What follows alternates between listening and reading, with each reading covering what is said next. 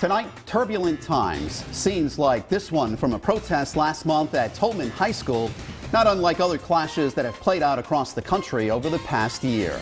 Confrontations like that one in Pawtucket demonstrate the strained relationship between police and the communities they serve. And I went to the state's top cop and a local community leader to find out what's being done to ease that tension here in Rhode Island.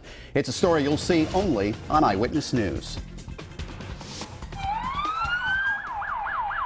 Race relations between police and the minority community reached a boiling point last November. Protesters blocked Route 95, expressing anger over the police shooting death of 18-year-old Michael Brown in Ferguson, Missouri.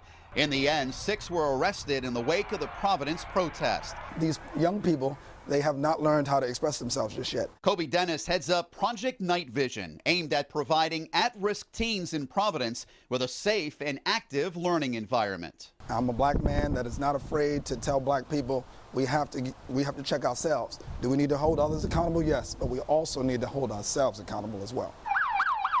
In the past year, we've learned violence against police has escalated. We checked the latest Justice Department report. It shows the number of surprise assaults and violent ambushes rose to about 250 incidents per year. That's up from about 200 a year 10 years ago. They were quite simply assassinated. Incidents like NYPD officers Rafael Ramos and Wenjin Liu, shot to death by an assailant as they sat in their police car back in December. To simply be a target because you wear a badge. And Texas Deputy Sheriff Darren Goforth killed in September while filling his patrol car at a gas station. Across the nation, all police officers are in heightened state of alert based on the violence that's used against them for many different reasons. We dug deeper into the numbers, and according to the FBI, 51 law enforcement officers were deliberately killed in the line of duty in 2014.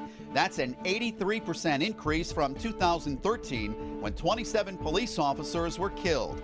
Felonious killings make up 44% of all officers killed on the job since 2000. They got guns! We got voices! Civilian deaths by police are also on the rise. There have been several high-profile incidents since Michael Brown was killed last August in Missouri. In Baltimore, 25-year-old Freddie Gray died while in police custody this past April. The state medical examiner ruled Gray's death a homicide. 6 officers are now facing trial in connection to his death.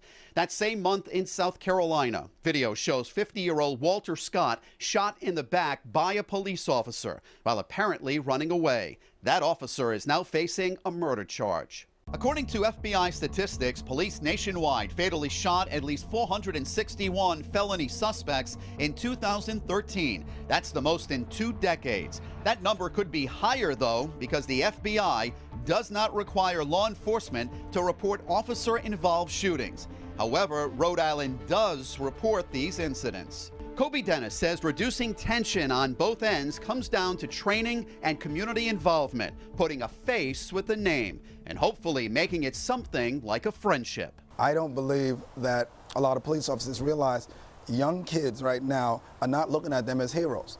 They're looking at them as someone that they need to run away from. And that couldn't be further from the truth. Rhode Island State Police have started a Citizens Training Academy to give people a look into the rigors of the job.